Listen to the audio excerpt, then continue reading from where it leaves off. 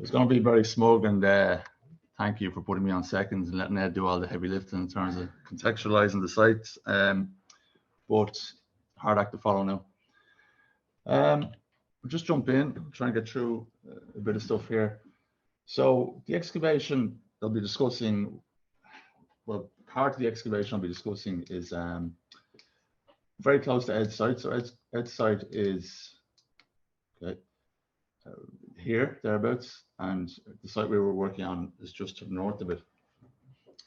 We were engaged on the site a long while back in 2017, I think we started, and it was previously the site of the Keeling's fruit markets. So it was about, I think it was a 1970s building there. It was a large double height warehouse with all the attendant foundations and that you'd expect. And just to run over a little bit of the same territory that Ed's been looking at. Get me pointed on. So I think Ed has done a great job in setting up the St. Mary's Abbey and giving you a sense of the scale of the actual precinct. But just to kind of put it into modern terms, so you're coming up nearly as far as the Ilex Centre, down to Strand Street, across as far as Halton Street, and then up to Little Green Street. And that's just it on speed again in context with the medieval city. And there's our site and this group of buildings that will come into the frame a little bit later on when we get into some of the excavation results. So we would have done desktop analysis. We actually did a GPR survey, a ground penetrating radar survey on the site, but it's very noisy. You know, there's a lot of concrete, a lot of disturbance. And once we actually got into the ground, started opening some test trenches up, it became quite clear there was a huge amount of concrete disturbance of foundations. So what survived is a little bit patchy. Now, the main bulk of the excavation followed on from that, from our testing program, and was undertaken by David McElreevy, who'll be speaking later on. But at the testing stage, we encountered something of interest in this part of the site, which we kind of, I suppose, conducted a bit of advanced excavation works on to try and characterize what the feature was. And that'll be the subject of the talk today. Dave McElreevy is working through doing some good research, interesting research on the remainder of the site, which he'll present in due course, I'm sure. So this is the area circled in red. And just before we proceed, just to kind of point out the streetscape there, the layout of the street, the way Little Green Street comes down and King South become important to the story. So the majority of the rest of the site was post-medieval in nature. So these are all basically concrete infilled basements. Some of the basements were just pumped full of concrete prior to the Keeling's development.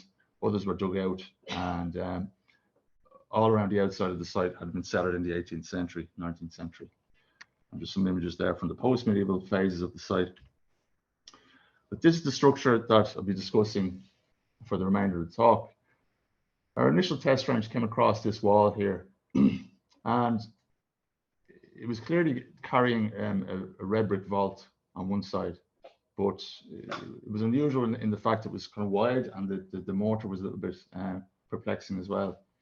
So we opened up a little bit further to try and characterize what the actual structure was, try and figure out how we were going to deal with it in the context of the development. And this buttress came to light, this very large square buttress, which then, say, in consultation with DCC, we progressed to open up the area around the structure. It was a small crew. It was largely myself, David McElreevy, who's here, Murren, who'll be speaking afterwards as well.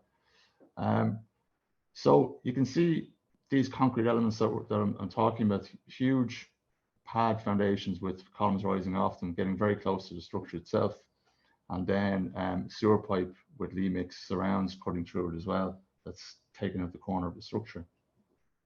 But regardless of the disturbance, some medieval features kind of left out at this stage once we open it up.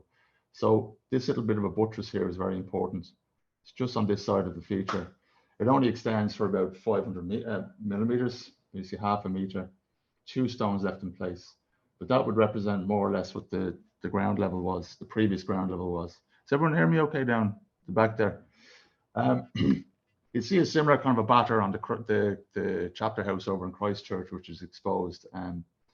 So representing more or less where the former ground level was. So what we're dealing with here, if you take that to be the ground level, is mainly sort of foundation of a structure.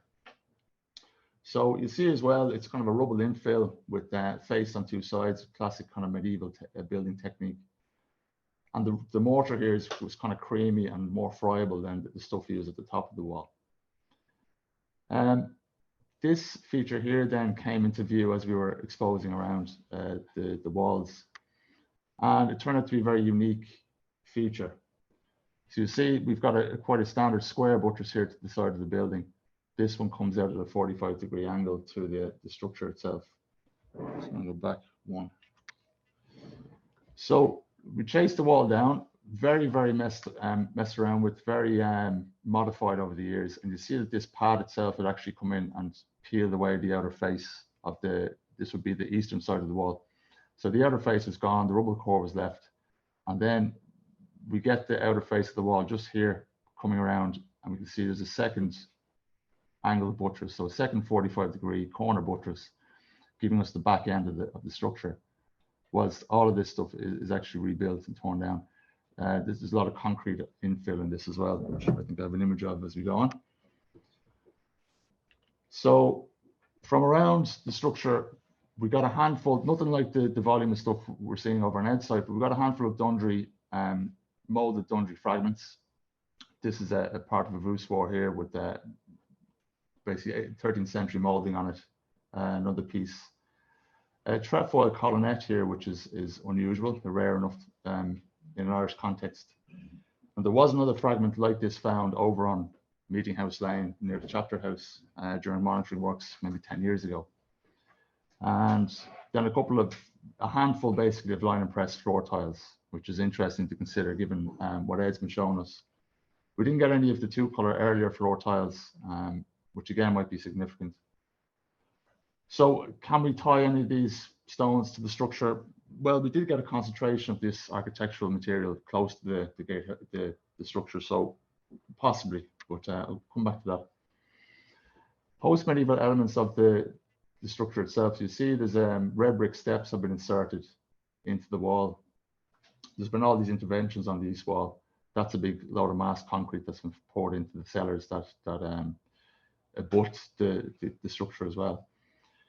This is the inside of the structure. So you see it has a cobbled floor.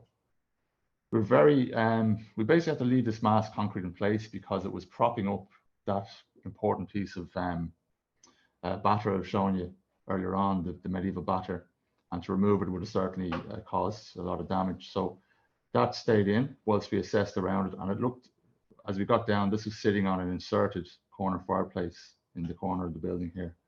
So we're on the inside of the angular buttress in this corner. A couple of other openings or opes have been punched through the eastern wall. So these steps would have led down to this doorway, which is later blocked up. And there was a bit of a light well here also.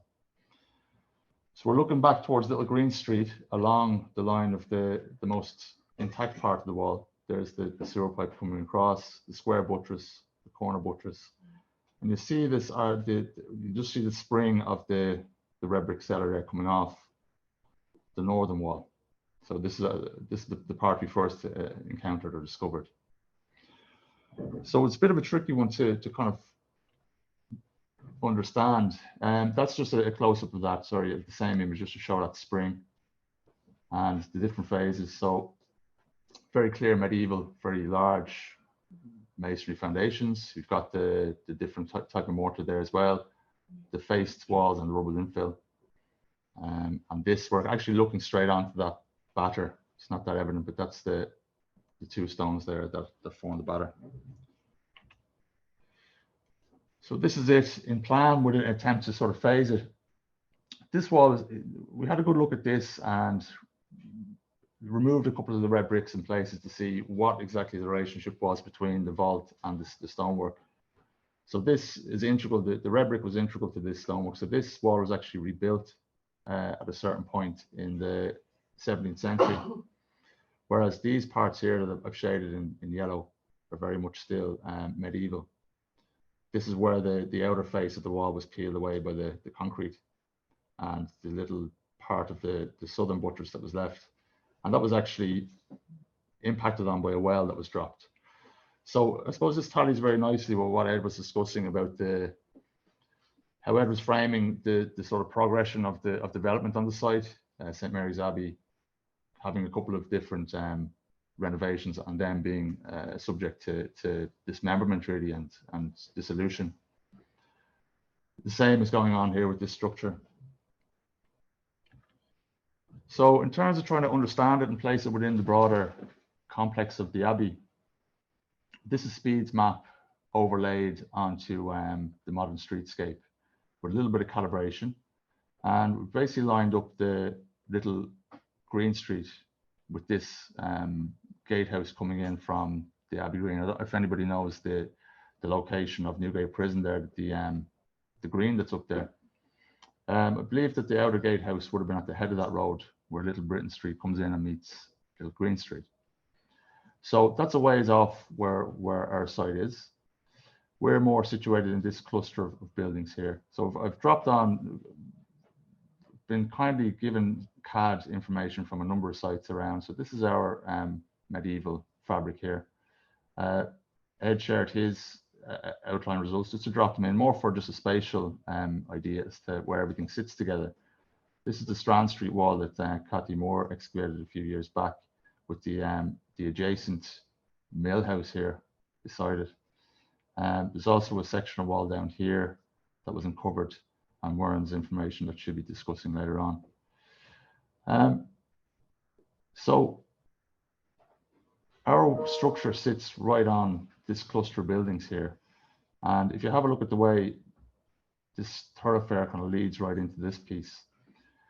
So I suppose just to frame it in the context of, I suppose Ed's done it very nicely for me, but you have an inner precinct, and Ed has the evidence of the inner precinct wall coming up. And it looks to line up quite nicely with what would be the outside wall here. And there's a couple of indications of basically an inner precinct. And as Ed mentioned, there's a lot of agricultural activity and agricultural lands associated with St. Mary's Abbey. And that had to be managed in some respect. But there's obviously a lot of space here, and much of it must have been in secular use, leaving a small kind of kernel, a smaller kernel for the more ecclesiastical function of the Abbey. So that inner precinct, let's say, would have been accessed by a number of gates. And looking at where we're sitting here in the landscape, I think that what we were excavating is the northern gatehouse into the inner precinct of St. Mary's Abbey. And if you look at de Gaulm's map at the end of the 17th century, you can see that he actually has a structure here, which is straddling the roadway coming down from the Abbey Green. It doesn't represent much else in terms of the precinct at all. Very interesting what you were saying, Ed, there about the southern gates. I hadn't seen that. Well, I hadn't copped that plan before with the arch, but that'll be sitting around here somewhere. So you'd be coming into the inner precinct and leaving the inner precinct. Should also mention that Con Manning has recently published on this thoroughfare, and he's had a look at a lot of different evidence. He's put together quite a compelling argument to suggest this might actually be the original main thoroughfare, even though it's quite a modest thoroughfare these days, that it was the main routeway into Dublin from the north, possibly part of the Slieve Midlucra, and leading to the Clea, so the Abbey, or sorry, the ford of the Hurdleworth. The point here is that in the late 17th century, there's a building straddling what looks to be a very straight run of a roadway coming down. And when you cut to the 1750s, you can see in the same spot, there's a very significant kink to the road. The road narrows here at this point. So to put it into context, this is our building here, and this is the one.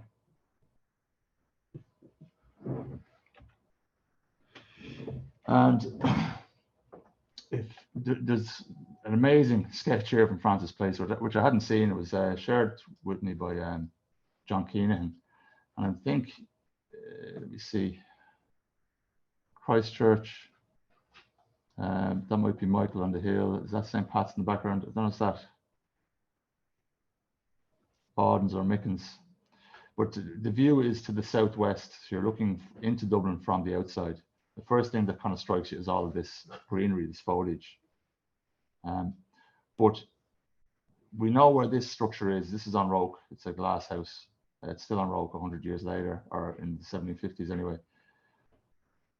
This would appear to be, well, this is, as you can best estimate, this is the line of Little Mary Street, or sorry, Little Green Street. You see all these houses fronting onto it. But there's one house that's not fronting onto the street. It's going crossways. It's running east-west, which is this piece here. And to note, it's got this this fireplace here in the corner as well. So I think this is the structure that we're looking at.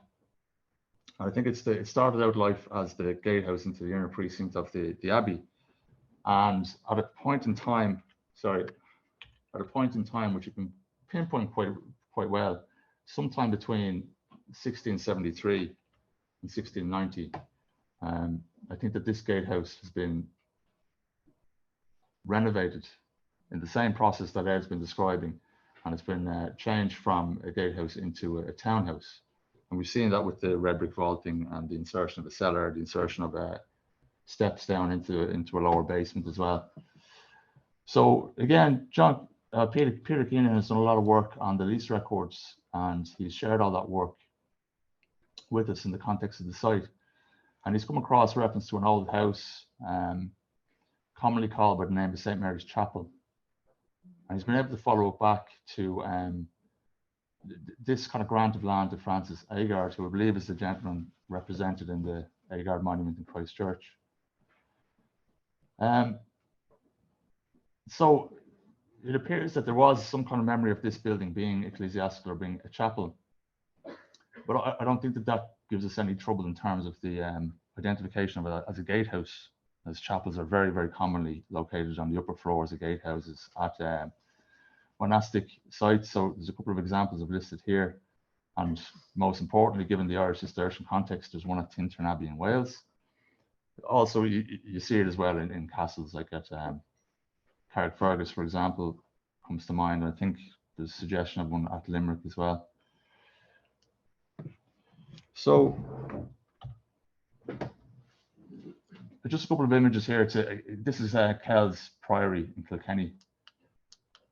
So just to make the point that you have these large enclosures that are subdivided, or they're sort of defined into these smaller. The abbey buildings are basically confined within an inner enclosure that have gatehouses. So we do have examples of this around the country. And just look at Stephen Conlon's brilliant reconstruction drawing of St. Mary's Abbey. You get the sense of an outer enclosure with a bit more sort of secular nature to it, and then an inner enclosure surrounding the abbey buildings. And again, sort of fits with timeframes. I didn't actually discuss timeframes there, but sorry now for skipping around.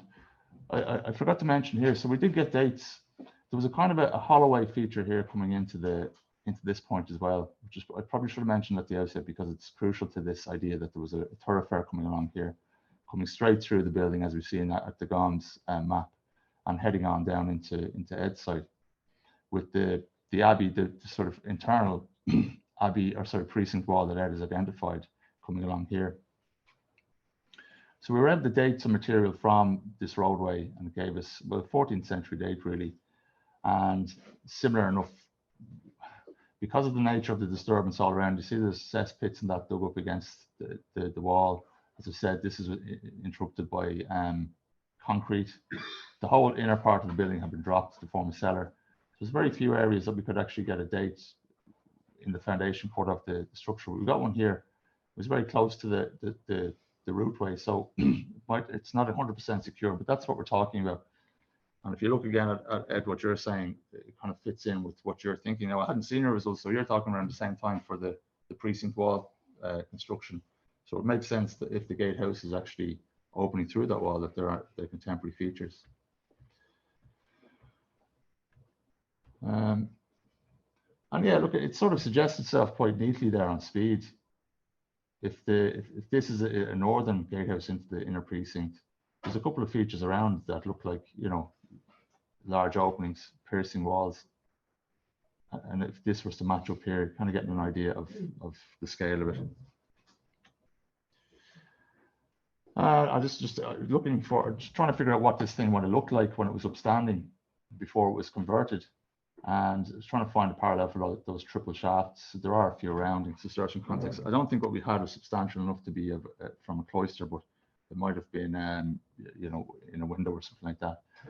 And to come back to this diagonal buttress, the only other example extant in Ireland for this diagonal buttress is at Bowbeck in Meath, which is also another Cistercian foundation. It's a monastic grange. So it's very much a French style of architecture in the 13th century, and Bowbeck is a 13th century foundation. It doesn't really tally with our dates, as you were saying. Just to give you a few other. This is from Geraldine Stout, Matthew Stout's panels that they've developed up there after a community excavation. So you see how this works. They're basically kind of jutting out of the corners of the building, and that's Bowbeck there in plan. But there is another sort of flourishing of this type of thing in England in the 14th and 15th century. And this is Tewkesbury, thanks to Frank for putting me onto this one. There's a number of them around England at this time. You can see the way they're sort of coming out at the corners here. And this is potentially how, you know, you can imagine the structure looking at Little Mary Street with that main thoroughfare coming in from the Green down to Green Street and into the middle, into the main part of the Abbey. And this is Great Malvern Priory as well, just a rough sketch I found online, but to show that these things, this is a 14th century structure as well, gatehouse. So you have the archway here. And there is a link there. St Mary's Abbey acquired the lands of Little Malvern in the 14th century in Ireland. So they're obviously aware of these kind of things. So armed with all this information, so we have the Dundry stone, we had the bits and pieces of tile, we had the evidence for the cobbled roadway or holloway. We have the buttressing, the square buttresses, and the diagonal buttresses as well. And then just using some information from the sources. I forgot to mention as I skipped past, but there is a reference in the 16th century deed to a cemetery gate to the north of the Abbey Church, which, as we've seen from the earlier talk, the graveyard is there. So if you imagine you're coming down through, I suppose this image is supposed to represent you're within the outer precinct and you're coming into the inner precinct. We just represented the church as a sort of shadowy outline. It should probably be more over here. We've represented some an orchard, which we have reference to from the sources. There's also reference to a tithe barn near one of the gates. Probably would have been on the outer gate, but we have it in here just to illustrate that there's a number of things going on within the Abbey precinct. There was some lively debate around this fella here, because I worked very closely with Matthew Ryan on this. He's the guy we were working with for the Angel Street reconstruction drawings as well. He's very he's very tuned in, kind of medievalist, and we were over and back on this. Pretty much every element here you can see. And was one of the project managers on the job took umbrage to the fact we put in a kind of a mastiff in the reconstruction drawing, and he was a bit of a dog aficionado, and he reckoned that the mastiff was a 19th century breed. So I'd say about 3 or 4 weeks of research over and back between all involved. Now we did have to shave the jowls off a little bit. There was a bit the earlier mastiffs weren't jowly fellas by all accounts, or a bit more colouring a bit more like this, but they certainly existed. And Matthew was basing this off a reference to a guard dog in one of the Cistercian abbeys in England.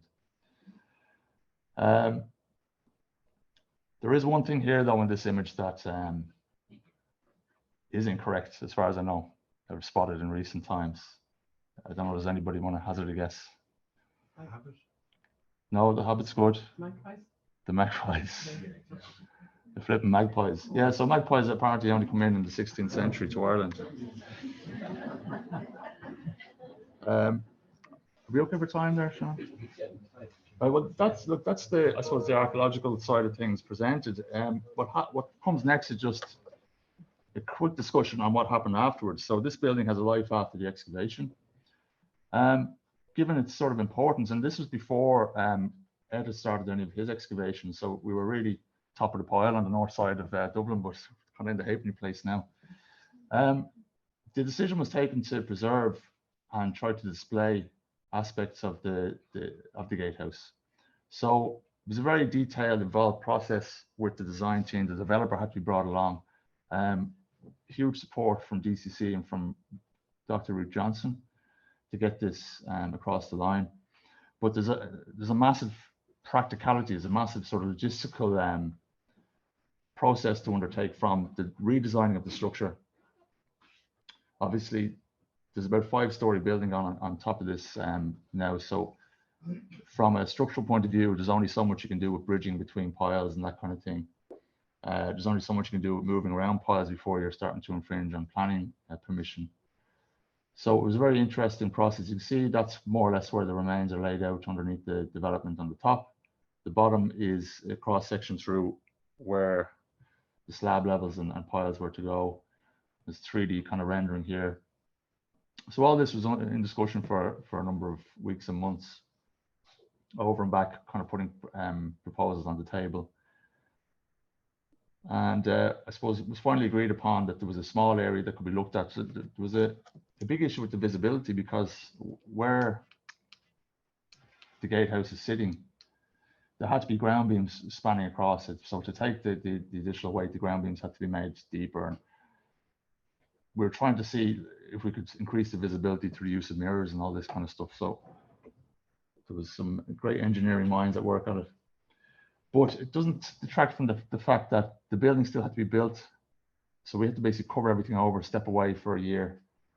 And, you know, this is the kind of thing that's going on the site. Very, very nerve-wracking time, because they're putting in basements, there's piling going on. And, the best we could do is protect the structure, create an exclusion zone, try and make sure everybody coming onto the site was aware and had a sort of a heritage induction. And then we just had to get in and basically re-excavate the whole thing after the slab had been poured.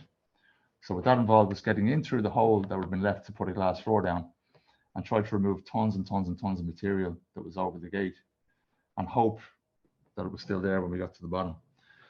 So it did start to emerge after a time. Here it is, covered in tram, coming to light. And then we finally got it all sorted out, blitzed up, and the hole itself sort of furnished and made ready for display. So that's what it looks like now. We have information panels in the foyer of the hotel that's currently on the site. And the back of house here, it's going to be an artist's residence when it is finally spec'd out. It hasn't been finished yet. Here's David McAreeby giving a tour at Heritage Week. The whole point of the process was to make this stuff publicly available and publicly visible at certain times of the year. So on Heritage Week, open house, we've one coming up at open house now towards the end of the month, and Culture Nights will be doing guided tours into the future on this feature. So that's it. Yeah.